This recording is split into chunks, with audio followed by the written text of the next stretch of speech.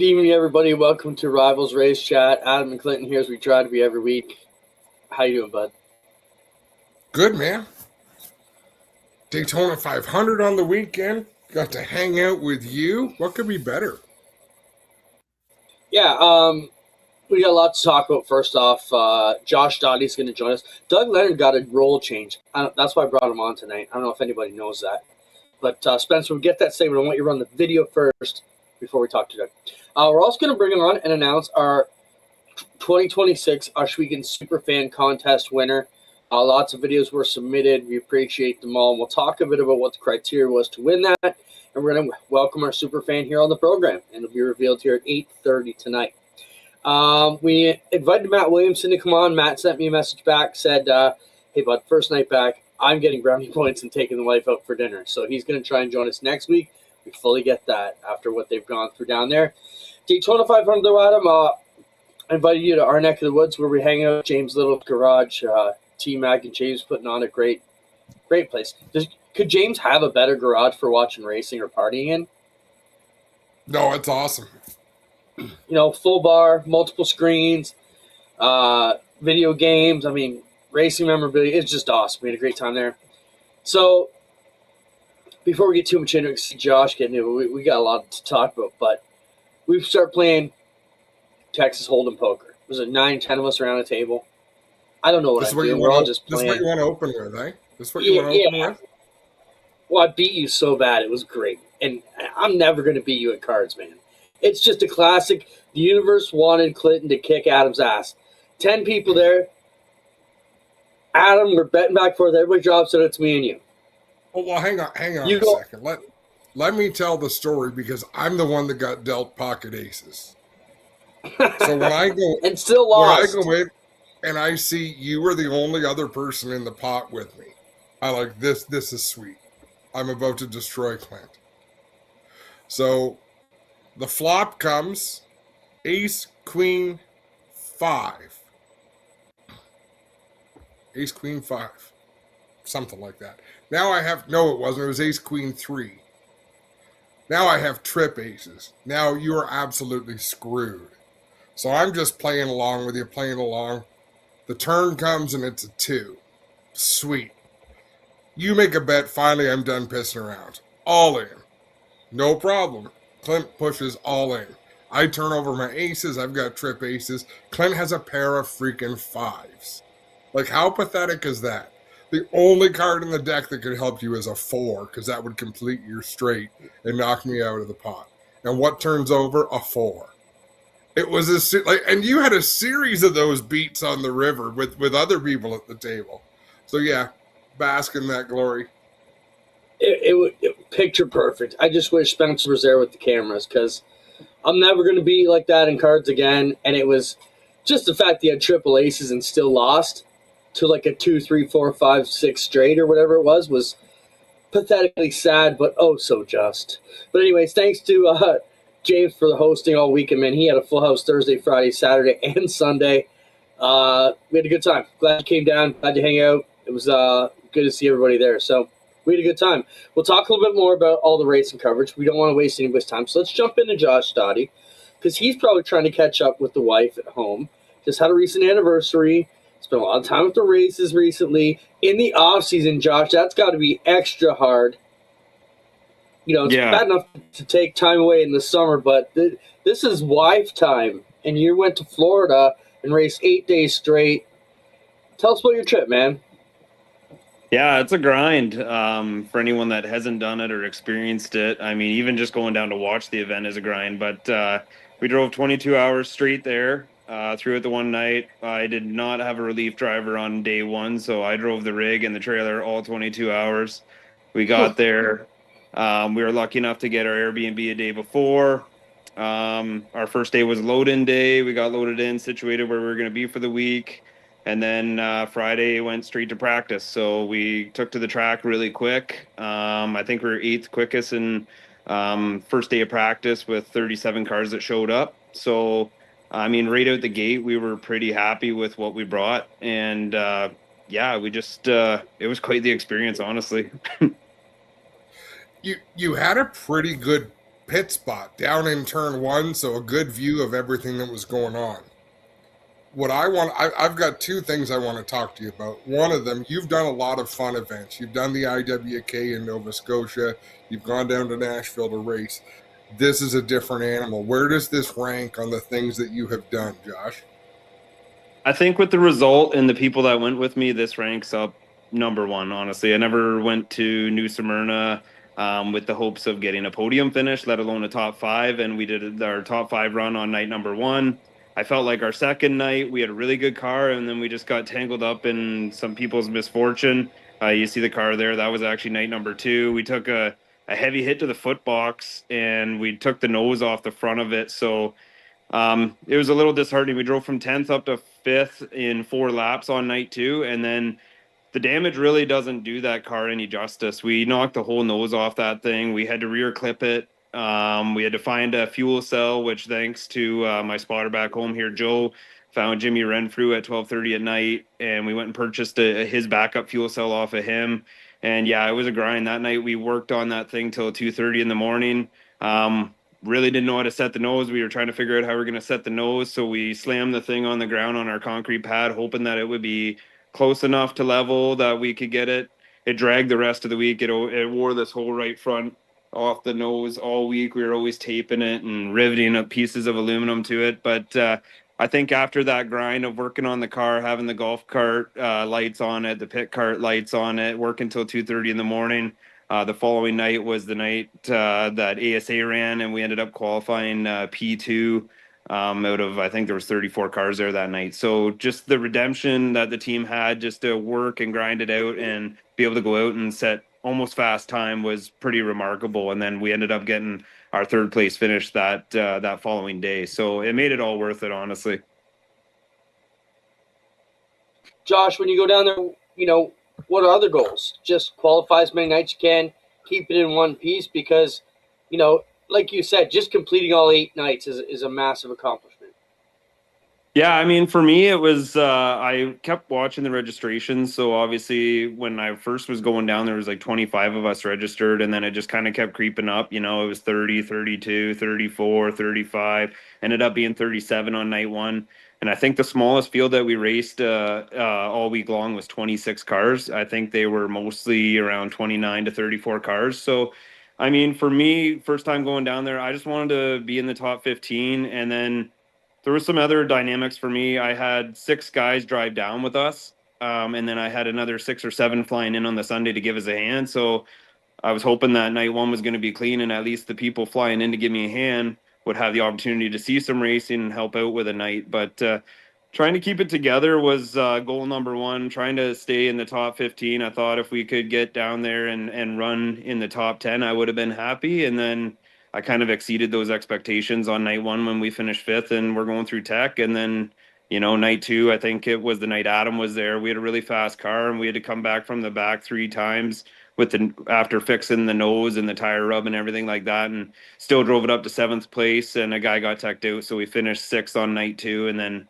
3rd on night 3. And then we had some shit luck. We had the right front tire go down and a power steering pump explode on us. So kind of some stuff out of our control, but all in all, I mean, exceeded my expectations. Was really happy, and it was amazing to make the memory. We had everyone that came down with us sign the door so we can take it off, and we have all our results on the door so we can hang it in the shop with the rest of them back there. So, man, it was just about making memories with my family and my team, and it exceeded my expectations.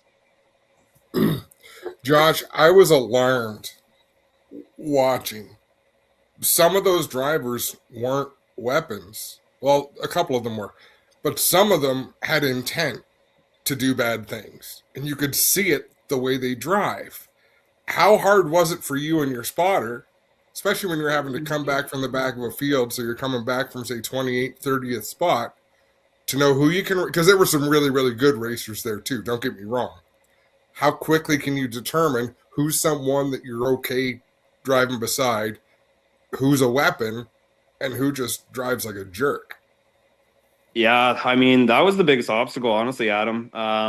Those guys, it's amazing. You talk to the racers down there, and I think it makes you really appreciate what we have back home. Honestly, there's the odd night here that people don't think that there's respect. But I mean, all in all, I would say Ontario has a lot more respectful drivers than down there. I only say that because when you talk to them, they've got 2 or 3 cars in the trailer. They don't care if they have to reclip it. And even when you're talking to them, they're like, yeah, if we knock the clip off this thing, we'll just reclip it or we'll bring the other car out. And that's kind of the problem with down there. There's just almost more money than brains. But being in the late model scene, I mean, it's no different than you guys in the dirt. You kind of follow what other racing series are doing across the border. So you kind of get a gist of who most of the weapons are from watching them. No different than them watching us in the EPC series. So yeah, it was definitely hard to navigate. I had Jeff Gutler down there who is spotted for me a little bit on the border side and doing some fun stuff that way. So he's really good behind being my eyes and ears. And wanted Joe Chisholm down there. Obviously, he's my spotter back here. I'm lucky that I have 2 in my stable that can be my eyes and ears. But yeah, it was just kind of drive it to the front and hope you don't tangle with anyone and make them upset. Josh, that made me think. I wonder who they would say the weapons are from watching our broadcasts up here. That's a good thing. We'll keep those thoughts to yourself. Brad Peacock says, "Great job, Josh. Must have been like half a season 1 week." When you think about that, your APC season is typically 9, 8 races. This year, it's going to be you race a full season in a week. So, in hindsight, looking back, do you feel you're going to be better prepared to defend your APC championship, or do you feel like, shit, man, we wore out a lot of stuff that week and it was good, but it probably didn't help our APC season? I feel pretty confident with with the team and the cars. Like obviously I got more than one car. I got the 2. I took the older of the 2, but it's just been a really good car. I don't think any time that you're not in the seat isn't going to hurt you. So there's definitely some stuff me as a driver I worked on myself and learned from having a different spotter and just different circumstances and things that I could do to position the car better. And there's a few things that I wish that I could redo and maybe put myself in a better finishing position. But all in all, I think the more seat time that you get and the more experiences you get going elsewhere and racing different people, it just kind of helps your racing craft. So I don't think it's going to hurt me by any mean, but we're just going to go out and do what we usually do. Adam and Clinton, we're just going to put our heads down and work as hard as we did in Florida. And hopefully, we can get some checker flags back home here. Josh, we mentioned your name last week on the show because of some of the bonuses being thrown around. Flamborough Speedway, there's a big bonus if you can win that championship and win the APC. Delaware Speedway doing the same. How many championships are you going to chase this year? Honestly, I don't know. I kind of had it in my mind that I was going to maybe stay closer to home with Sauble being a half an hour down the road. I think they have a lot of stuff to offer for me. Flamborough, it's really enticing. There's a lot of money being thrown out there. Delaware's hard for me. Friday nights are just too tough with our paving schedule. I just can't take that many Fridays away from the business and do them. I think I want to get down there and support the bigger shows, the 75 and the 50 lappers that they have if the schedule will prevail. But ultimately, you guys said it. I got a wife and 2 kids, and my kids are 7 and 3, and my little girl's in gymnastics and playing ball, and my little guy's starting soccer. So part of me thinks that I need to race closer to home and maybe try and get my 3rd championship at Sauble if I can do that. And then obviously I want to come out full bore swinging at the APC deal. I think that's going to be a great series with a lot of really talented drivers staying in the series and some coming back. So ultimately those are kind of my focuses as of right now, but we are race car drivers and things change overnight too. So APC is going to be wild this year. Like you mentioned there, all the veterans we had last year and some of them coming back. It's going to be awesome. Last question I got for you, Josh. We plan on talking to you a lot to it. What's the best thing that happened in Florida on your trip outside of the race car? That's tough because there's a lot of race car. I think just the morale of having everyone in the house, the group that we took with us, everyone got along really well, and they do back home too. But just spending 10, 12 nights with the same people every day, hour after hour, and there was no drama and no bullshit. We had a really good group of people that were a massive part of making it happen and making the memories. So I think just the people obviously always make it. So just thanks to everyone that came down and supported us and the sponsors that came on board and helped us as well. Awesome. It was a lot of fun watching you, Josh, getting to see some of your crew down there having a good time and thrashing. But man, it was fun to watch. So congratulations on doing that. Yeah, thank you guys for having me on board, and look forward to catching up with you here in the spring. Right on, Josh. You're a great ambassador for the sport here in Ontario. We appreciate it. Enjoy your week. One of the good guys, Josh has always been a pleasure to talk to. A great ambassador, like we said. He just does what he needs to do to keep the sport strong, and it's definitely appreciated by all the promoters in track. And, like Adam, he said it there, tries to support as many of the big events as he can. I can't think of any of the big races where Josh has avoided. Just all around good deal. I agree. Perfect. I'm going to do... Go ahead. So when we bring on our next guest, I'm going to do a little role play, Clinton. So I'm going to need you to play along, okay? That's scary. David Gravel does his stuff on YouTube and his podcast and stuff. And this week he went out and talked to some of the World of Outlaw officials. Let's look at the first minute of that before bringing Doug Leonard, our next guest. To interview a couple of World of Outlaws employees here, and who are we here with today? Doug Leonard, competition director with the World of Outlaws Sprint Cars. And how long have you been with the World of Outlaws for? This is my third year. Third year, and you're the competition racing director. And what were you what have been your roles here at World Racing Group? So I was the last year the first 2 years I was the race director for the World of Outlaws Sprint Cars. Prior to that, I was the race director for the Super Dirt Car Series Big Block Modifieds. And where are you from? I'm from Caledonia, Ontario, Canada. I'm not sure where that is. I know where Ontario is at, but what is your favorite racetrack? Of course, Oswego Speedway, where you like it too, I heard. It's definitely a top 5 for me, no doubt. Hopefully race there 10 times next year. So the next couple seconds of that, and I probably should have got Spencer to pull 1:10 instead of 1 minute of that. The next guy comes on and he says he's the race director. So did you know that Doug got a promotion, Adam? Or a job change? I did not know that. I didn't know that Does he get either. Doug, Does he get to be a little more chipper as the competition director? Like, do competition directors smile? No. Okay, The more good. you move up the corporate ladder, the prickier you get to be by license. That So makes let's sense. bring him on now. He's smiling now, but he doesn't have to deal with us. Doug, welcome to the show. There wasn't any fanfare, so is this a Carlton starting to move into retirement? Are you moving to a Carlton type role, or what can you tell us about your new job? And are you not directing these races anymore? So that was the initial plan when I got hired by World Racing Group. It was eventually to succeed Carlton. So we're starting that process now. Carlton is looking to ease himself off the road and not go out as much, and someone needs to fill that role. But Carlton's going to have a job for the rest of his life. As long as he wants to be part of the World Racing Group and that stuff, he'll always remain as series director. But he needs some help and all that stuff. So that's what we're doing. We brought in Cody Cordell, who was the race director for the ASCS and was a former crew chief for Noah Gas. So he has come on as our technical director and our race director. So that's Cody's role. So I do smile more because there's less stress on me and that for making those calls up in the tower, because that's on Cody's plate now. So I'm going to need you to not smile for a minute, Doug. Okay. Are your sunglasses nearby? Can you reach them? No, they're in the car actually. Okay, I want you to pull your hat down as far as you can, but still be able to see. Is this role play that you're doing? It is. Okay.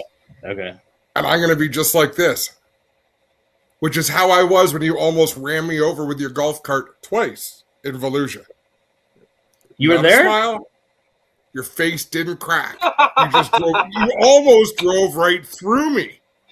Connor and I were walking along like, what a prick. We had the loveliest conversation with Brian Carter, your boss's boss. Yeah. Stood there for 15 minutes while the track's getting worked, but Doug Leonard's too big a deal to stop his freaking golf cart and talk to a couple of Canadians that had driven 20 hours to see him. I apologize. I didn't even know you were there. You know what? Do you have a phone? Do you have a cell phone? I do. Do you have a U.S. plan? No, I'm not. Yeah, He doesn't care. I will use it. Don't let him. Listen. He uses his phone. Don't. You could have called. You- You could have texted, hey, we're going to be over here underneath the oak tree. Meet me down by the Gators. Okay. You did look like you were on a mission. I'm like, oh, whatever, I'll catch up to him. And then I didn't catch up to him, and then it kept, like, the visual of you scowling as you drove by kept coming up, but your sunglasses are so damn big, I couldn't tell if you were scowling at me or just in general. Sunglasses have to be big for a big head like this. Fair enough. Hey, See, when I you put got your hat one down, more. you already looked more like a race director.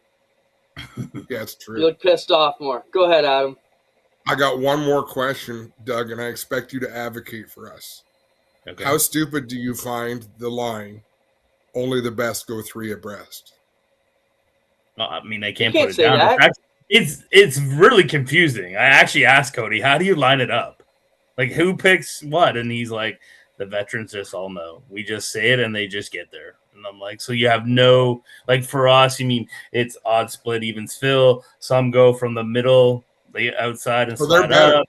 I mean, They're different better ways, than the World but- of Outlaws. Yeah. They're better than the Indy 500 starting grid because only the Mhm. best go 3 abreast. Yeah. Maybe that's what they're talking it. about is the algorithm to get them 3 wide in the first place. It's unique how they do Adam- it, but Doug can't talk bad about that. There's employers. But once he I know gets you off can't. the show, we can make fun of it. Robbie Longbow wants to tell you he's going to be in Florida. So he might not have a phone. So you might just have to watch for Robbie Longbow. Doug, don't have much other to say. Good start to the Outlaw season. We always have that speculation. We just had Josh Stade on APC. There's always talk about what the car count's going to be like on the pavement side. It rebounded every year, hasn't been an issue. Always this talk about the split of who's running high limit, who's running Outlaws. I think the car count has shown up for the Outlaws. There was never a concern, but it's always great to be validated in that way, correct? yeah, I mean, 100%. We have 17 teams that have signed platinum agreements and committed to us in 2026. I mean, we had 15 signed last year. I mean, unfortunately, with Donnie Schatz's situation that happened with him losing his ride and picking up one, we really had 16. So we picked up one more from what we had last year. So we're going in strong in 2026 with a ton of momentum. Everyone was happy down there. I mean, we got 3 of 4 in. Great racing, the facility, the track. I mean, what Brian Carter's done it, and Tyler Bachman being the general manager, Eric and Larry Fink, and the track maintenance and all stuff. The racing was just phenomenal, and I mean, it showed under vision for those that didn't get to go. No, it looks it's real funny good. that- We're excited to have the Outlaws back. Go ahead, Adam. Sorry. That's what we were talking about with Brian Carter is how great that it had been a lot of years since I'd been down there, and just man, that place is built for that sort of special event.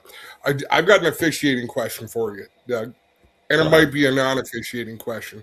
When something happens the way the wreck with David Gravel and Logan Schuchart happened, is there anything from an officiating standpoint?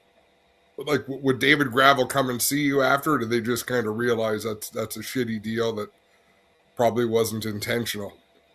I mean, I think with every call, there's an opinion on it. I mean, in that situational stuff, we had no conversation with David or Logan. Neither came down to talk to us and all this stuff. But if one team feels it might be intentional, then yeah, you might have conversation and all this stuff. But we have the luxury, like I said, of Dirt Vision. We can go back and watch those replays, and Cody and myself just felt that was a total racing deal. Yeah. Fair enough. Fair enough. Last question, Doug. Is it true Doug Leonard's race directing Merrittville? I think on the announcement of this, that is not happening.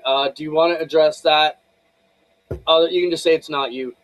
It's not me. We've hired another race director. I mean, for those that race locally, it'll be a familiar face that they'll see, and something that Don and Lorraine and I talked about, and we met with this individual a couple weeks ago, and he's accepted the position. I mean, I can announce it here if you want. We should actually get him on.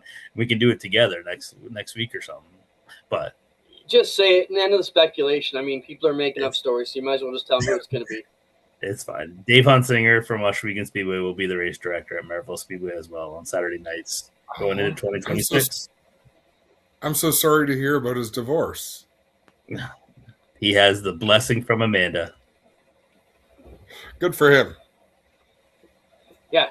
Hopefully brings the stability into Merrittville. I can't believe I'm saying it since you left. That's terrible.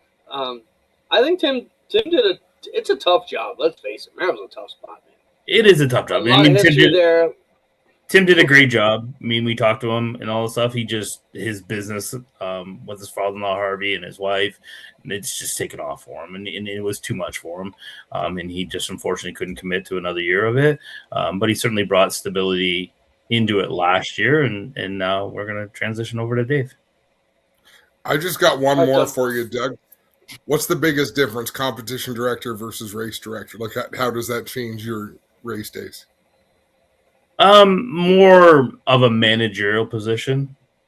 I mean, there's certainly a lot more at home doing more meetings, certainly a lot more computer work and all that stuff on the day-to-day stuff. At the racetrack itself, it's just more overseeing the team, overseeing our racing teams. I don't necessarily have to be in the tower. Certainly I will be in the tower come feature time as another set of eyes for Cody.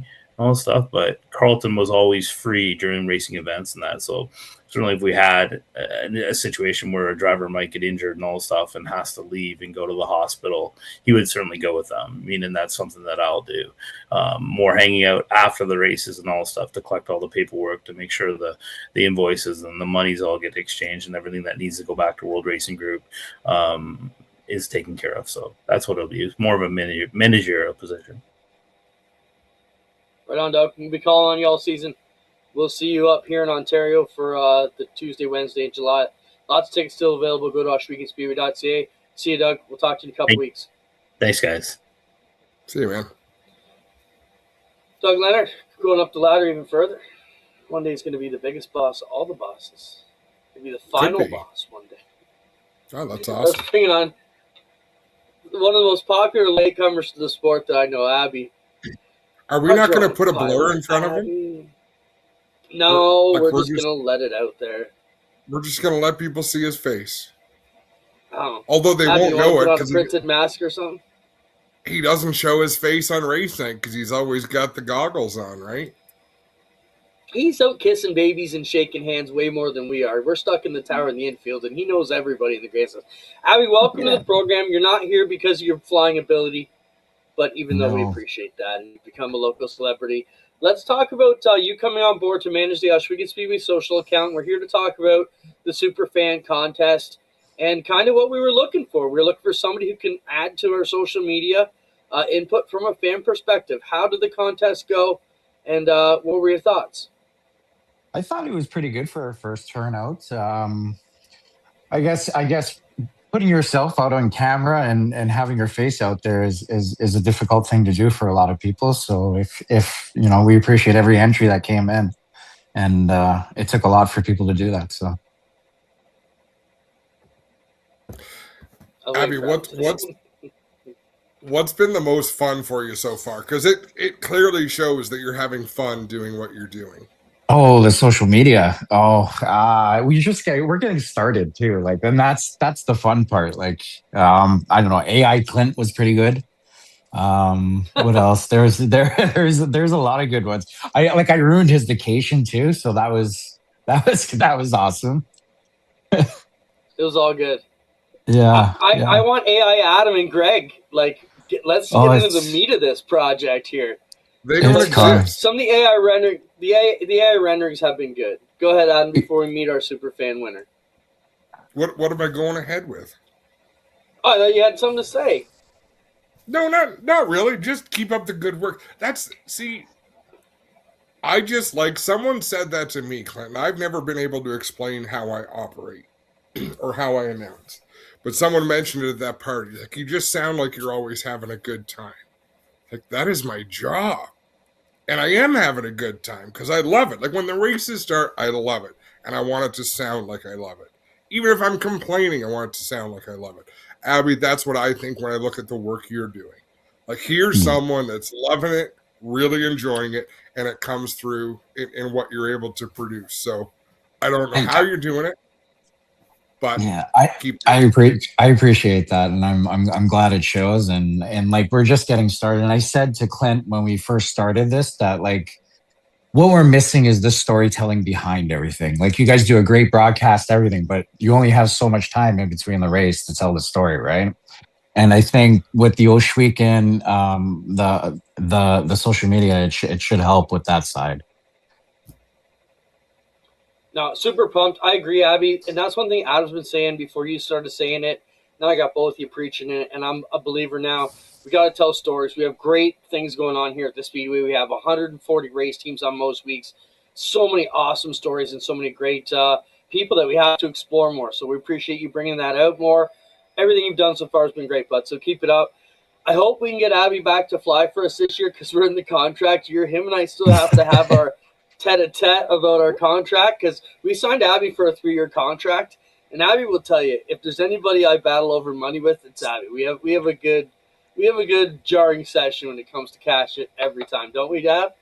I think it's because we're like-minded, right? We're like, did we get grinded? Did he grind me? Oh, you're both cheap. Well, yes. I short about 20% of his envelopes just to make sure he's counting his money. And on the way home, I get the call, hey, bud, but we fix him up. Abby, you're welcome to stay, or we can just pass it on. We need a drum roll. Let's welcome our Superfan winner to the program. It's Heather. Yay. Welcome to the show. Hi, guys. You there? How you doing? Good. How are you? Let's look at the video. Good. Welcome. Congratulations. Let's tell everybody what she's going to win. So 2026 Oswego Speedway seasons passes. I think we need to give you 4 of them so you can bring some friends every week, so you can bring a group. So we'll give you 4 season passes. You're going to get a 2-seater ride experience, a VIP night experience at the track, official Oswego Speedway 2026 merchandise pack on opening night, featured spotlight on our social media. That means we'll be relying on you from, I think weekly, if you can keep it up, to keep pumping out some stories for us from the fan perspective, and I think that's great. And as Abby says, bragging rights as the 2026 Oswego Speedway super fan. Let's look at your video first, and then we'll talk to you a bit about what it means to you. Here is Heather's intro, and this is cool. I think it's great, Adam, that we have all these entries, and the stuff they provided to us gave so many great perspectives on where everybody's coming from. And I think it's going to be cool. And why Heather's good here, because she's already interacting with all the drivers. Got so much good stuff going on. And it's going to be cool. No kidding. That looks amazing. And it's all vantage points. Well, you get some of these vantage points, Clinton, because you can be wherever the heck you want. I don't. I've got a great seat and awesome view, but I don't get to stand at the fence and see it and smell it and hear it. Or, yeah, a lot of these views I will never have. No, it's cool. Heather, welcome to the deal. What made you decide to jump in and get involved?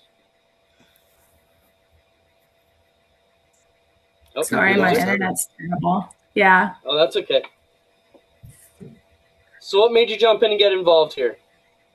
I've always really loved racing. And then I actually just moved back to the area in July and have just always wanted to go. And then we started going to the track as a group of friends, and I ended up going every single weekend until the last weekend. No, that's awesome. We're looking forward to having that. Yeah, I'm really looking forward to it. It's going to be a good year. Very cool. That's how long did it take you to put together your submission? I mean, I sat down and kind of just put it together. And then I kept sending it off to my friends to get their approval and their thoughts. But I mean, all in all, probably like half a day. That's awesome. Yeah. No, congrats. We appreciate you coming on the show tonight, and we'll get you hooked up with all your prize pack. We look forward to seeing you at the races and keep pushing this out because we definitely need, as we just said, lots more stories to be told. And we're excited to see what your 2026 Superfan story looks like. So congratulations. Perfect. Thank you guys so much. I really appreciate it. Right on. Congrats. Heather, congratulations for being in our 2026 Superfan contest. Thank you, Abby, for putting that together. Always a good deal. And I think it's great we can get the fans involved. So many great submissions came in, Adam. It was tough to choose. But, yeah, we have a winner. It's always got to be one. So where do we go from here? Yes. So we talked to Doug. We talked to Heather. We talked to Josh. We've got a few talk bits to go over. Let's knock off Talk to Strangers. This is one that was left over from last week, Adam. You mentioned when you're in Florida, sometimes you just do have to talk to strangers. So I was out for breakfast by myself because Connor ditched me. He went down to Hendry County with DJ Christie and their family, and I went up to Altec to call modifieds. I went over to Bob Evans for breakfast. And across from me sits a senior couple, an older couple, and the fella has an Eldora Speedway hat on. So I don't know if I made mention of his Eldora Speedway hat or if I was wearing something racing related or if he asked what I was doing in town. But we got chatting a little bit. His name's Wayne Blevins. Nice to meet you, Wayne. He says, I do a bit of racing myself, or used to. He's got a vintage sprint car. Okay, we see vintage modifieds, right, Clint? We race with that group that have roll cages, and they're pretty well-built race cars. Not this one. It's a 1950s sprint car. I forget what he said the engine was in the damn thing. And he's raced it at Eldora and Winchester. Those are two of the gnarliest racetracks in the world. I wouldn't do a pace lap. Back those are when the balls were massive. We lost probably a driver a month. Like, not as in retiring, as in, passing away. Those are crazy times. I can't believe what it would have been like to be involved back then. We got having a great conversation, and it was really enjoyable. And you know me, I like to chat anyhow. And I decided I'm going to buy their breakfast. I said, there's racing going on down here for the next few nights. Maybe you can make it out. I said, here, let me buy you breakfast. If you decide to use that to come to the races, awesome. And sure enough, he came up into the tower Saturday night after having come to the races. I believe it was with his son.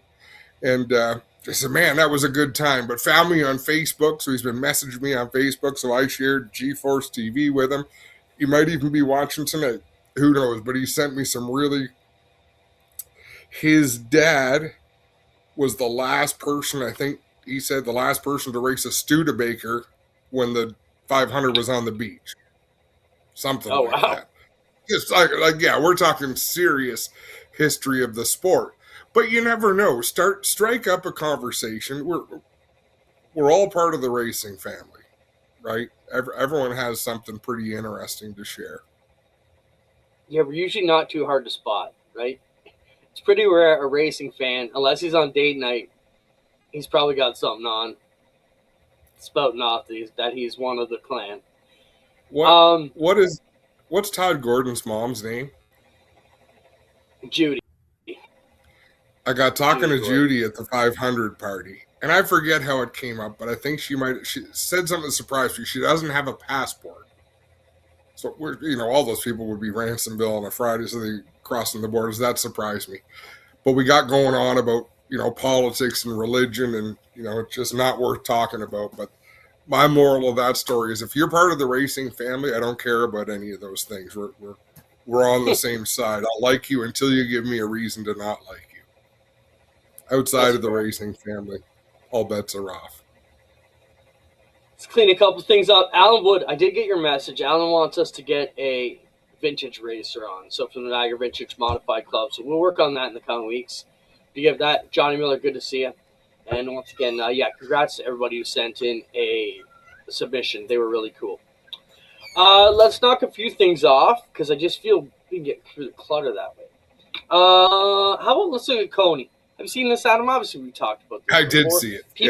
People keep sending me this show. People keep sending me the video saying we need this type of cone at Oshweekend to deal with the sprint cars. Maybe not with the fireworks, but of course, if it's on Oshweekend, he's going to have Dynamite Dave sticking something out of his top. Yeah.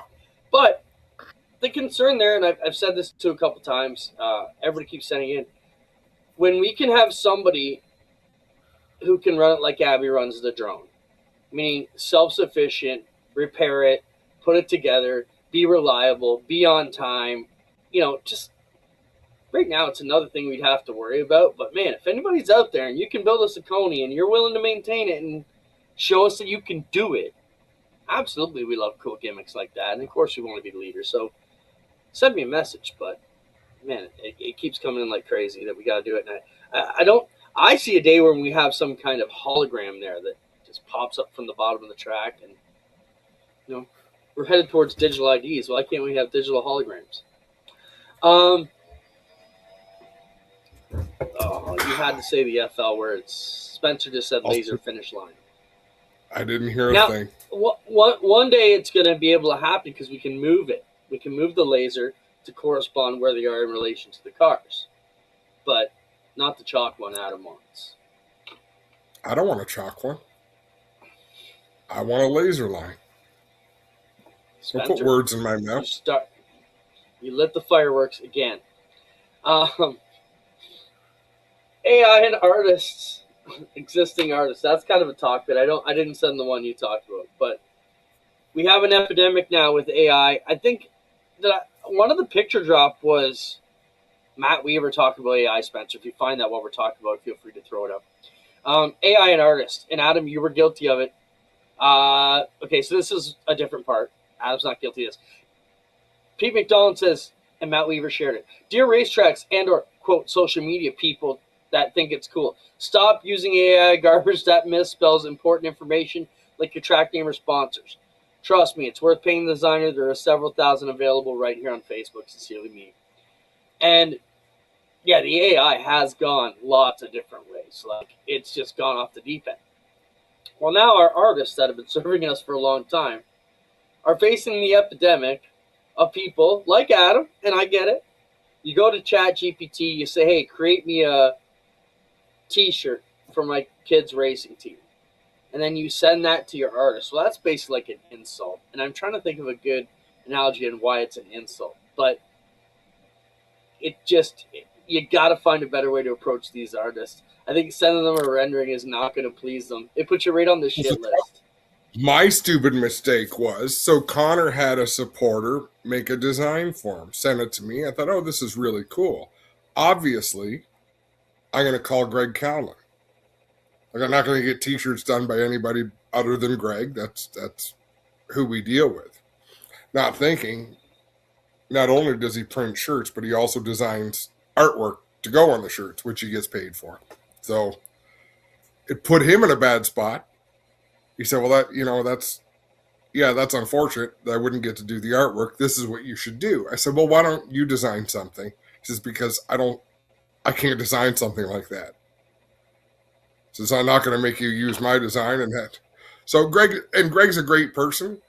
I think he's a decent businessman, but he's a really good person. And I think that causes a lot of problems for him because his response should have been, go F yourself. Yeah. So just tread lightly when you're sending AI stuff to our designers. I think is the way you got to really handle it with kid gloves. I'm not saying this in Greg's situation. I've read this everywhere that artists are fed up with it. I mean, I have one in the house, Kenzie. My daughter's an artist, and everything so anti-AI. But then I share some of the stuff like the renderings that Abby does, and I'm like, how can I compete with that? How do you compete with a sprint car rolling through the snow with Santa Claus out the side that almost looks real? It's hard. Now, let's have a real conversation. I'm going to bring up two things. One, monster truck voice has been happening for decades. Nobody's got that voice. It's all beefed up. I can't do it. You can't do it. Dave Bradley couldn't do it. Sunday, Sunday, Sunday. Oh, my God. Piss off. So that's been done for a long time. Two, track photographers.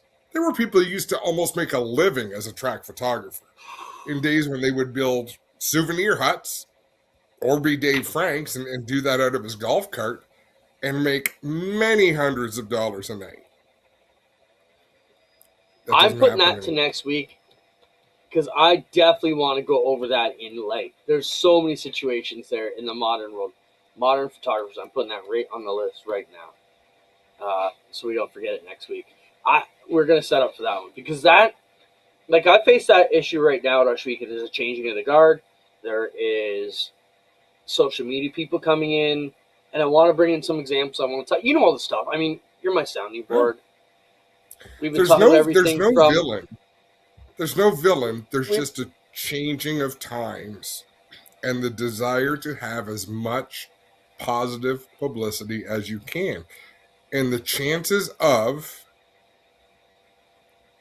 our video capturing one of us calling action that might go viral and somebody in the pits with a phone in their hand capturing something that might go viral. That's going to happen 100 times before we make it happen. Right? When you see that shit, it is always someone with a phone. It's not someone with a production camera and an announcer in the background. Sure. It is random Johnny on the spot type things. Like a fight in the pits at Volusia Speedway. Someone who's got a random cell phone that might catch that, that'll go viral in a heartbeat. If the professional crews catch that, they're probably going to bury it in their vault. Not on G-Force. Jack's G-Force is not not in in center. the face. Jack's dying. He's like, Dad, I'm waiting for it. There's so many things. So, like I said, in the changing of the guard, we have rules at Oshweekend that are being violated right now. But you and I fought, and you said the rules are stupid. So we'll bring some of that to light and talk about how. And I said, you can't break a law and claim the law is stupid. You have to do the time and petition the politicians then to change that law. So the crime's been done. Have you ever listened to some of the handle it? Do you know what laws are on the books? Like you can't tie a horse to a street with an even number. Like there's lots of laws that haven't been taken out of the books that wouldn't get enforced. So I'm saying you have a dumb book of laws. You should proofread it. We're going to fight about it next week. Next week's take out fight, the dumb ones. Old versus new. Man, I just had another thought there and it escaped me that fast. All right, we are going to fight about that next week. About photographers and social media and who should be where and how it all comes together next week. Man, I had such a good thought there and just poofed out of my head like nothing. I hate that. That's why it's okay to cut each other off sometimes. Like if your thought is good enough, just run it. Mutual combat is not against the law. Well, we almost fought over a card game. Go ahead. I thought you were going to bring up Daytona 500 weekend, and I was going to talk about some of my takeaways. Oh, we can do that. Sure.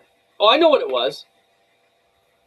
We showed the loudest billboard event last week on NASCAR. And as it came out over the week, like, as we're talking to all these NASCAR fans in the garage, it's like, how can NASCAR come out with a new slogan that is hell yeah when the sport was built on regions of the country where you couldn't even race on Sunday because everybody went to church and Christians aren't even allowed to say H-E-double-L. So what are we doing? It just... We're moving on. I guess we are. Anyways, moving on. What's your thoughts on Daytona 500? What do they call those planes that came over on the flyover? The Fabulous Thunderbirds or something? Yeah, the Thunderbirds, I think. Did you notice how much they buff it? Like whatever angle they were showing, they're showing these little things flopping all around. Like, oh, Jesus. So, yeah, that got my attention. I think Cletus McFarlane, while I feel bad for him, he was getting picked on that you shouldn't be learning your craft racing in the truck series, but it's okay if you have fake boobs in the O'Reilly series and don't know your craft. Sometimes people got to watch their... So we're transitioning to the Natalie Decker portion of the program. Well, it's the Daytona 500 weekend. The 500 was what it was. Let's race 3/4 throttle. We'll put 3 Toyotas side by side, cruise around, make it a boring fuel mileage race. Everybody crash at a turn number 4, and whoever gets through it first is the winner. Good for you, Tyler Reddick. It was pretty good 10-second synopsis there of the weekend. I'm just looking back here to see what we sent in for the Decker situation. So, there was a lot of flack about Natalie Decker. It started with... she was promoting or hanging out with Bert Kreischer. So she's out there with her in her bra. Obviously, Bert Kreischer's whole gimmick is to be topless in all his shows, and that's his thing, the machine. I'm great with that. Like, good for her. It's timely because that's what Kreischer is about. She did it. Good publicity. Good for your social media. Take the other 23 and a half hours in a day and learn a little bit about car racing. Because so you this embarrass... is the dig. Roll one of the videos, Spencer. We got two of them. And I'm not sure he got real heavy so this damage. is Natalie Decker involved in the O'Reilly's race on Saturday. 2, 3, 4, 5, 6, 7, 8, 9, 10, 11, 12, 13, 14. Shit. Oh, man, that's a late hit. Really late. 8 cars involved. That's 2 laps of an indoor race. Oh, watch this right here. Yeah, you see, she's trying to get up. There's nowhere to go. She's got to slow down prior to getting there. What a hit, though. Sam had no idea that. So then she comes out and is very vocal. Well, no, they show her audio, and it's coming. So bad. Why the did he roll off the track? Who the was that? That pisses me off so much. That hurt. Holy Well, I mean, Sam had no brakes, had nothing. There's nothing. He didn't want to roll. So they're talking about, I'm sure. She's blaming him, but, the argument came in a day later, right? You're allowed to stop on the racetrack. If you're coming through a wreck, you can stop and pick the opening you want to drive through. And I'm not one for bullying someone who's into racing, but for God's sakes, somebody approved her to race. I can tell you from her body of work, she does not belong on a super speedway. She doesn't belong on those speedways. The folks on Door Bumper Clear had the same type of take. Let's look at what they had to say. You are a talented female race car driver. I don't know how far you intended on taking that. I don't know how far, but that's a world that you're very familiar with. How does this make female drivers look? Between the taking 3 business days to run into Sam Mayer and the multitude of things I saw on social last week, obviously, while I did not go much further, I witnessed a lot of women around me who have. It's honestly embarrassing. It's embarrassing for the women who have worked hard to have a place in this sport, to be taken seriously, to be seen as an equal competitor. I mean, there's a lot of us that have made a career, and like the Taylor Reimers and Isabella Robustos of the world. They are real talented. Jade Abedisian, talented. That's just it's embarrassing, to be honest, and that's really all I have to say about it. At some point, you have to realize she probably shouldn't have been approved to begin with. Yeah. But she's got 13 starts in the Xfinity Series and an average finish of 29th. The fact that you're averaging almost a 30th place finish is mind-boggling to me. Like, it just shows you she's probably wrecking every time she races, or just multiple laps. She doesn't have a place in that series. I think if it ever was about results or competition, it stopped being about that quite a long time ago with her. Whew.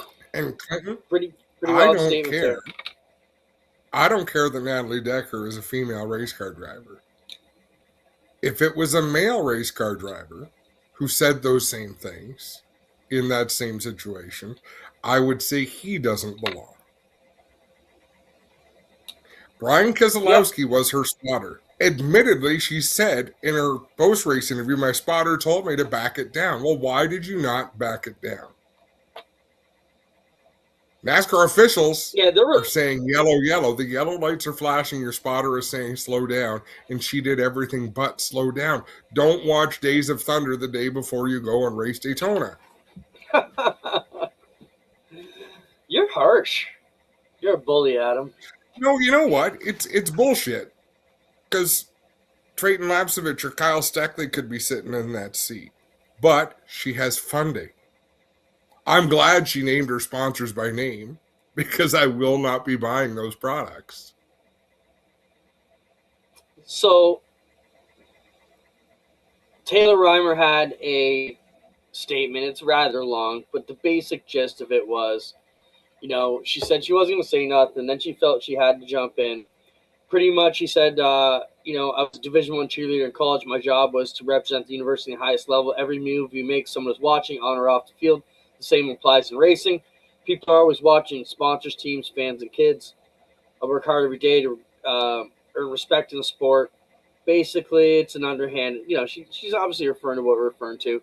Natalie Decker was also on a couple other podcasts this weekend talking about, a bunch of controversial stuff, especially in today's day and age of the grooming and all that. She basically her husband said, "Call me when you're 18," and that got everybody fired up this week as well. So definitely a hot topic. It was Natalie Decker this week. And I didn't think, but that's the nature of the sport. Look, if you win $20 million today, I can't walk in to New Era Field in Buffalo and say, "Hey, you should let me quarterback this weekend." Can't roll in the Maple Leafs with my $10 million and say, "Hey, let me be center tomorrow." This is the only sport we have that ridiculous deal where talent doesn't matter worth a shit if you got money. It doesn't. Hey, you know what? And we go around, how many of these divisions do we walk around saying we have the best? And we know they're not the best. They're the best funded. Yeah, so that was frustrating. The weekend was frustrating. It's still a huge deal to win that race, but I was watching the Winter Olympics because I'm a junkie for the Winter Olympics. An Italian bobsledder. Is it Simona Di Silvestro? Raced in the Indy 500. She's a test driver for Porsche, I think, in Europe. And now she's an Olympian. I thought that was pretty cool. When are bobsleds going to stop using ropes to steer them? I was watching last night. How do we not have a wheel in these things yet? Still pulling on ropes. And they're like, the bobsleds are like $200,000. Yeah, and we're going to steer them with a couple of these of frayed nylon. Makes no sense, but all right. No, truck race finish. Jamie Little, arguably one of the best Sunday pit reporters. I really I have a ton of respect for Jamie Little. This finish went off the rails. And it went off the rails because it was scripted, and you cannot script something like that. Not over yet. So because we're on... John Hunter Nemechek. They're still tapping behind him. Can they keep it clean? Off turn 4. Stop it, Spencer. Late block to the bottom. Okay. At this point right here, if there's a truck or a car, whatever the race is, with nobody within 20 car lengths, like if there's a clear-cut winner, she should have gone and done exactly what she's about to do. And the other two commentators in the booth should be completely quiet and let her have that moment. And I don't know if it was instructions from a producer to try to get that sound clip, but what happens over the next few hundred meters is absolutely wrong. You've got to call the action that you're watching, not what you're hoping, Clint. So just hold on, Spence, before we roll it. So in our world, we have kind of an unwritten rule. You tend to back up. Okay, let's put it in our case. When you and I were doing the NASCAR races on the road, you were the lead there. You'd been doing it for 10 years. I always gave you that last 3/4 of a lap to bring it home.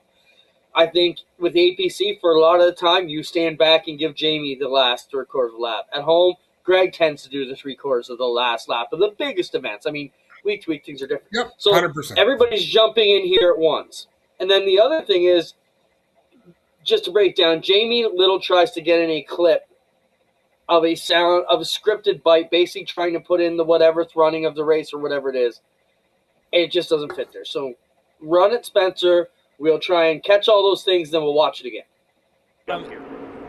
The 27th running. He's going to get to his outside. They're going to get to his inside. Oh! 4 wide across the Chandler flag. Smith. Chandler Smith. At the very end. Unbelievable. He stayed on the bottom. They all went up. Okay, so it was basically just a mess, right, Adam? Because those guys are, oh my godding it over the race that's coming to the finish 4 wide. She's trying to get this perfect line in as they come across the line, so it's beautiful. And I agree with you. As you said, those moments work when you have a snore of a race and you're trying to make something happen. But man, you didn't have to fabricate anything snazzy there. Just call what's happening. But the guys in the booth need to have a talking to about who should be taking the lead at that moment. Well, I think they were trying to bail her out because it was so exciting. At that point, you've got to get your sound clip in after the finish. To be selfish here, that would be a holy moly, what a race. Like, that becomes your holy shit moment. What did we just see? Because watch it again. And for everybody watching, how would you call what was going on and who's going to win that race? From the start of that clip, I want you to think every second, who's about to win this race? But I don't get the feel that they were jumping in as holy shit moment. I feel they're jumping in. I don't think they had that split second to think, we're bailing her out here. That was just them jumping in as rookie announcers and jumping on the moment because it's a natural thing to do. Play it, Spence. John Hunter Nemechek. They're still tapping behind him. Can they keep it clean? Off turn 4. Bottom. That was a late block to the bottom. The 27th running. He's going to get to his outside. They're going to get to his inside. Oh! 4 wide across the Chandler checker flag. Smith. Chandler Smith. At the very end. Unbelievable. He stayed on the bottom. They all went up. Don't look at the scoring pylon See, to me, now. To me, when I hear that, they just didn't even give a shit she was calling that race. They just stomped all over. They weren't trying to bail her out. They knew you had to provide something of excitement. It was Jeff Bodine with the bobsleds. Yeah, that was a bit of a, and I feel badly for her. Jamie Little is very, very good at what she does, but that was so down at All Tech, Clinton. I don't think I called a last half lap. Like, it was all Steve Evans, and that's fine. That's he gets a roll on it, and away we go. And it was great. You sort of have to know your role, but if on night 1 Steve Evans completely botched the finish, I'd be a little more assertive on night 2 and 3 of maybe getting involved, right? But he didn't. He's really good. No doubt they've had a talk or will have a talk about the protocol in the booth going forward on the crew. It was widely talked about. I mean, woke up to it the next morning in our announcer chat group. Everybody had an opinion on it. Yeah, subtle things make big waves sometimes. So that was one that caught everybody chatting. What else did we send you today, Spencer? Start line zone starting line versus a starting zone. This is something we should discuss next week. Maybe we get a few people on. What do I like? Yeah. Cody McPherson posted this day. I wonder what the results would be if you took a poll from drivers asking if they want a restart zone or a restart line. He's a fan of restart zone because leaders should have the advantage. Besides, on real starts, when you have a restart line, it's easier with second place car to time it. I'm with Cody. I'm a fan of the restart box. I feel it brings a bit of gamesmanship in it. You can go anywhere in that zone, but if you don't go by the time you get to the second line, it becomes the start line. We've used it for years at our weekend. I like it. What do you feel? Yeah, I hate to agree with you, but so I won't.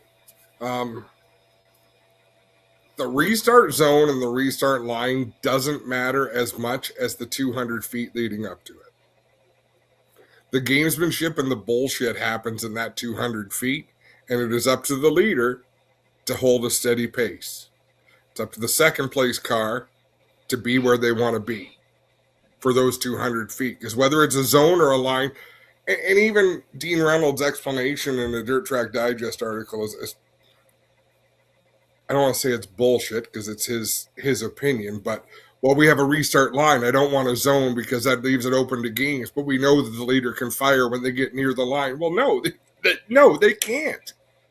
If you have a line, they fire when they're at the line. If they're near the line, then that's a zone.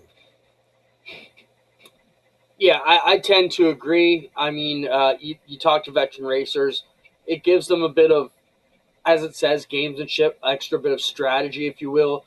For example, you got 4 restarts in a race. The first 3, you're waiting right as late as you can, and then the 4th time, you catch them sleeping and take off right when you hit that box. There's options, So, yeah, I'm in fan of a restart box or a zone. Why does second place deserve the right to know exactly when the leader has to fire on a restart? They shouldn't. They should know near where it's going to happen. Like, you're giving all the advantage to the second place car. And the reason this is a conversation is because of the Matt Williams and Matt Shepard restart at Volusia, which from what I watched, Connor and I watched that again earlier tonight. Shepard came up the track on Williamson, and by the time they got to the line, Shepard was kind of screwed up, and Williamson put the hammer down. Shepard was in a kind of a bastardized spot where I don't think there was any grip, even if he wanted it. He needed to hit Williamson harder than he did, or stay on the bottom where he was restarting. Fran brings up another good point. The other thing that was in discussion was a Delaware restart where you put the single leader, single row by themselves, and then everybody double up behind with the second place driver having choice of whether they want to be inside or outside of the double file cars. I don't like that either. I think that's a bit too much of an advantage.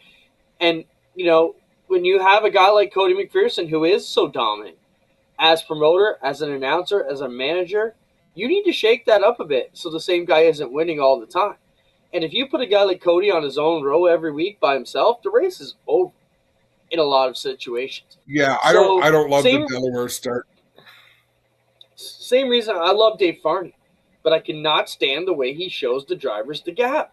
Because as an announcer, when you have someone who is dominant, like a Westbrook or like a Ryan Beagle, and you show them that they have a big lead, they're only racing half throttle. The whole point of racing in dirt is we don't have spotters, we don't have mirrors, you don't know what's going on around you. So you're giving them that advantage. And as a promoter, announcer, manager, the only chance we got of these guys stepping on their dick when they're that far out front is by overdriving the car. So when you tell them they don't have to do that, you take all that extra drama out of it. You know why motocross is so badass and supercross? Because they are balls to the wall, and even the leader is flipping on his ass because he has to keep going as hard as he can the whole race. So because that's still very, yeah. I agree. Frustrated with that. Man, this is a bad week. We agree way too much. Let's look at a couple pictures, and then we got a few videos to look at. We're almost done here. Couple pictures. What do we got, Spencer? Oh, there's a truck race on somewhere. Big problem here in Canada, Adam. You can't find the truck race. You can't get FS1 on a lot of providers. Someone's got to fix it. TSN, Rev, hear the call. Yeah, TSN Plus, so I got to buy another subscription. Well, it's not like there's any Canadians racing in the truck series, so why should we care? Because you want people to care about everything. It's sarcasm. There's Stu Friesen. There's Cole Butcher. It's the only series with Canadians in it. See, sometimes you just got to speak up. I don't even pay attention to what you got to say. But no, that's it. Like, man, massive opportunity for Rev to figure out how to get that on. Yeah, just frustrating. All right. What else, Spencer? Speaking of trucks, we said last week Stewart was going to have the black truck at Daytona. We were wrong. This week, they're black and white agents at Atlanta. Stewart, I'm looking forward to seeing the black truck. Still trying to get Stu here on the program, working those angles. Hopefully in the next couple weeks, we'll get him on here to talk. Keep rolling, Spencer. I don't think we have a ton of pictures today. Oh, yeah. It was Valentine's Day, Adam. Some of the Valentines that were passed around. Did you see any of these? Will you be my pit lizard Valentine? I did not. No? How about let's play race cars? You can be the coach. I got some love and I'll be the right rear. Cars. A little bit of tongue-in-cheek there. Are you the leader? Because I'm always chasing. Oh, that's cheesy. And there's one more, I think. Are you my motor? Because you are hot. Now, somebody in our world passed these around on the weekend. Still trying to figure out who it was. So, we'll have to find out more about that. What else, Spencer? Keep them rolling. We're overtime here. Hey, little known fact. This will give you an idea of how much rubber's on the track and this truck barely gets used. When this stuff flies off, it sounds like someone is shooting at you and chunks hit the fender wells. Can and usually does $700, $2,500 worth of damage to the pace car, which is wild. Look how much rubber is left on the track that the pace car picks up with its street tires. And, you know, more than one pace car has had to get tires replaced on it. Did you watch? You watched a lot of the races from New Smyrna on Flow, correct? Yes. What was the one night I watched? It was the ownership group of the track. It was their memorial race night. And I thought it was a bit of a ridiculous, like, tribute to the owners of the track. I think it was the ASA race. Like, my God, stop celebrating yourselves. Put the damn race on. It was awful. There's so much pre-race stuff that I just can't stomach anymore. It's so bad. You know what? You know what I love? And I'm going to toot our own horn. Get none of that bullshit with GeForce TV. 7:30, heat's rolling out. We're into it. You don't got to deal with that stuff. We appreciate that. And I'm over the 4 wides, and I'm over redraws, and I'm over 2 division shows that last until midnight. I'm over all that. Unnecessary. So, to defend us at Usher because we run late, you never see a redraw on the front stretch, right? We don't do that shit no more. The 4 wides we save for the biggest races. We dropping that shit like crazy too. Any night we don't need it.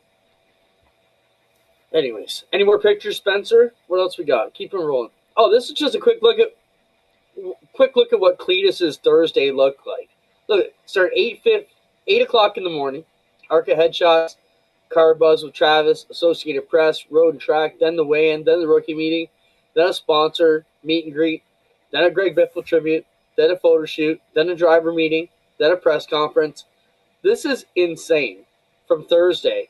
And this is 12 hours of action with 3 hours after truck practice. I don't think that's a very heavy day. I'd like to see a day in the life of Jeff Gordon back in 2000. Or Tony Stewart. Even that was busy. Yeah. Yeah. Where they're going from 15-minute intervals to something running, right? It's one after that. It's so important to stay on pace on those days. 3 more pictures. 2 more now. Oh, this was a discussion, Adam. And, these are a couple new rule changes in the high limit racing series. Single file restart cone moved. That didn't really bother me. Provisionals limited to 2 per night. Basically, they're not letting 3 or 4 or 5 teams all claim the provisional on the same night. But the number 2 kind of got me. Work area time limited to flat tires only. The work area will remain open for competitors, but the situation will only stop the race clock if it's a flat tire. Teams will be given 1 minute to change a flat. All other work will not hold up the show, keeping the program moving and minimizing downtime. Is that something we need to talk about at Osh Weekend? Dropping work area time to only 1 minute and only for flat tires. I don't think so. No, and like we talked about it a little bit Sunday. Is that where you're losing most of your time in a race? I don't think so. You're losing more time having UTVs and ATVs push cars onto the track, clear the track, get push vehicles behind the cars, push them off. Just push them from the damn pits. Figure it out. Yeah, we've got those advantages, so I don't think we're losing time there. It's one of those things to speed up the show. I'm not adverse to the 2 minutes. I wish our technology could get a bit better, so hopefully Spencer's listening. I would love to find out a way to have full camera coverage of those 2 minutes. I've also dreamed about a full pit road like you have at a Delaware, a Sunset, a Peterborough, behind our Victory Lane, same way it is at like Peterborough, where our 360 sprint would bring their war wagons out and they would do the 2 minute drill right in front of the fans on the front straightaway. We can all watch them work. Or at least a 2 minute clock. We're working on a few things to make those 2 minutes a bit more entertaining. Some nights it's just tedious though, Adam. Have a work area. You put a camera in the work area. Like if it's behind the blue building, you need a static camera there so they don't get to go to their trailers. They go to a work area. I don't think it would cause much issue. No, I think that right now the system we have at Oshaweekend by letting them go to their trailers, I think it's more advantageous for the smaller budget teams. Like look at Connor. He's not going to have a war wagon and a quad to drag all his shit over the work area. It's way more cumbersome, and he's way more apt to just say, fuck it, we're done on the night when it doesn't work So out. he would be one. Whereas this... He would self-impose a tire only. They'd have a jack and a couple of tires. They're not going to change your rear end in that tire. Westbrook could. Yeah, so, it's neither here nor there. I don't think we need to fight over too much. It's just interesting when you see them go. 10-minute caution at Buxton. We saw it. There were a couple years on the ABC when cautions were really bad, but they've really tightened that up. Where I do respect what High Limit did, at least they're addressing something that they see could make their shows quicker. If you're in the work area, it's not your night. Exactly. Yeah. Although we have seen those pro teams do some amazing things. And I think, the reason we can't get them across is Brad Sweet said it to me himself. His teams just aren't quite as, I don't know what the right word without insulting it is. You have a lot more pro teams than the Outlaws. Team managers, guys to handle the paperwork, all the booking and all that. High Limit, there's the haves and the have-nots still. So I think this is one of those rules that, kind of makes it easier for the have-nots to travel and follow the tour and go for points where they don't have to replace the front end in 2 minutes. What else, Spencer? Is that it? One more, maybe? Oh, did you see this, Adam? Yeah, you know I what did. This is about? So the Oshawa Generals hockey team. Go ahead. They put out a statement prior to this reminding their fans how important it is to shower before coming to the games. Personal hygiene and personal odor. Because obviously they had gotten some complaints. Well, they got even more complaints from people who were offended by their notice of needing to shower before you come to enjoy an Oshawa Generals game. And this is a bit tongue-in-cheek. We took a penalty on that last one.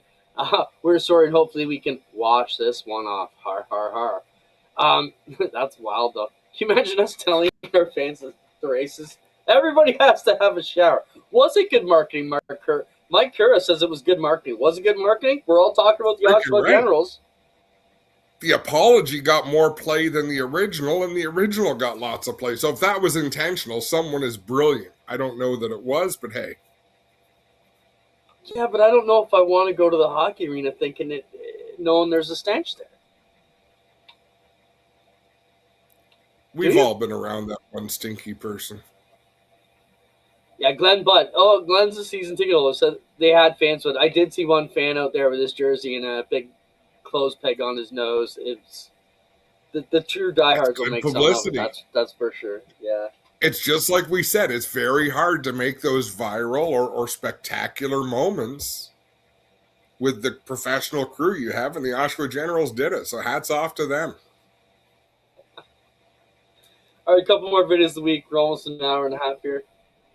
How many? 3. Let's see what we got. Burns going to take off with the race lead.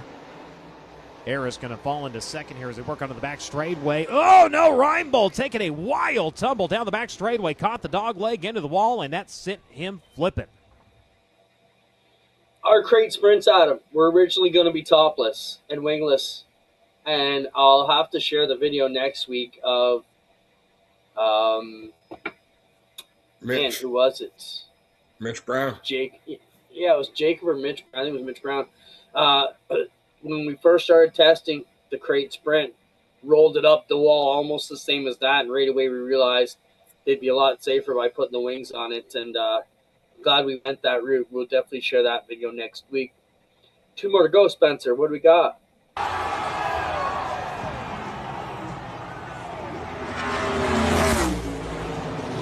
So, this is a fan attempting to spread someone's ashes at the Daytona 500. Show it again. runs up to the fence and flings it. Not, you know where I'm going with this, right, Adam? Okay, so throw it right here. Guy runs up. Oh!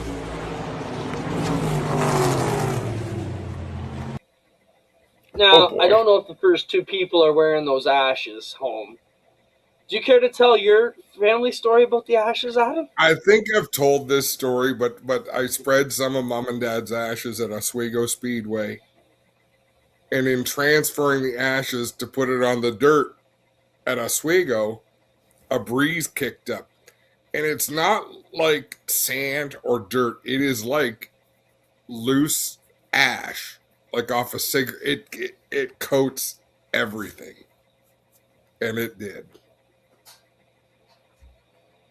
The way you told the story the first time was, you had me pissing my pants laughing. And I don't mean to laugh. There is a longer version. We'll get into it one day, but yeah.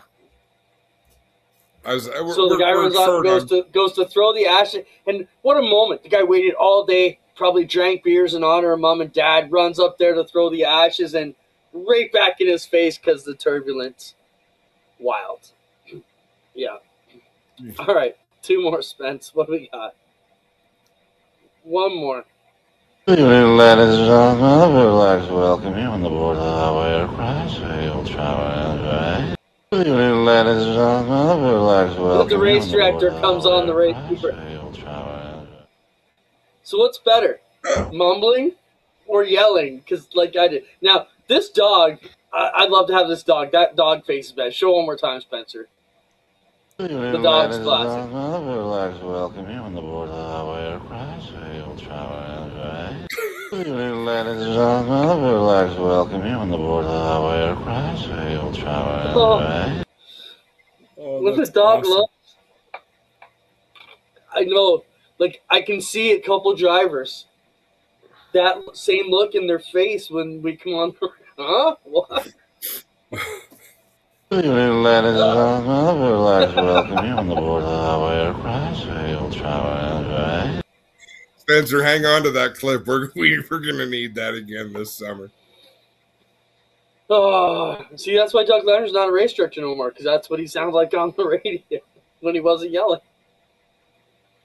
Oh, man. Another one down. This is a long one. Where's Decker? They're all. We're doing 90-minute shows now as a rule. And my back is dying. That's kind of why I told the short version of that story. I'll tell the full one of these weeks. It is a good story. As always, we appreciate everybody hanging out with us. We want to thank our guests for coming on tonight. It's always good we can chat with people. Let us know who you want us to get here on Tuesday so we can have a chat. We're headed towards racing season fast and furious. It'll be upon us before you know it. Bit of a lull here after Speed Weeks. Just time to recoup and tie your shoelaces and get ready to go. Yep, Motorama is the next thing to look forward to. All right, we'll see you guys next week. Thanks, Spencer, for everything you do. We'll talk about that 7 days.